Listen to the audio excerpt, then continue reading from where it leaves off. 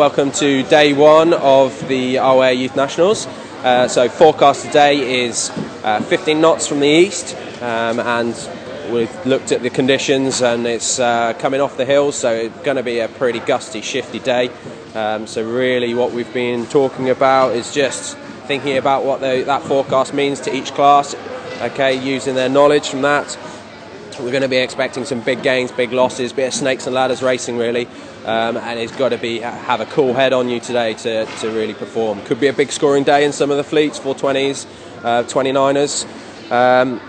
Really top tips for the event for the first day. You can lose it on this first day, okay, but you can keep yourself in there. So really looking at the controllables, minimising kind of letters in your scoreline. So checking your equipment being important today, and keeping fueled up, keeping warm, just keeping it simple and sticking to the routines that you know and you've been practicing all week. Those are kind of a couple of things that we've been talking about and top tips for the event really, like sticking to those routines, keeping it simple, and just going out there and having fun.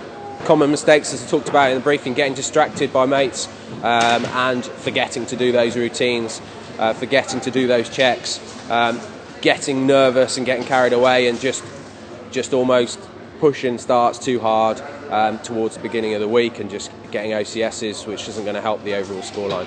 Obviously the forecast 15 knots, for some people they could be pretty nervous, pretty worried about the conditions, apprehensive, kind of might be pretty powered up in their boat.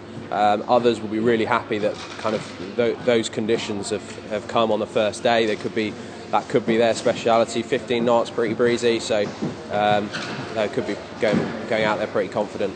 Just heading out on the water now, just really looking forward to seeing some tough racing out there in tricky conditions, and let's go and see what happens.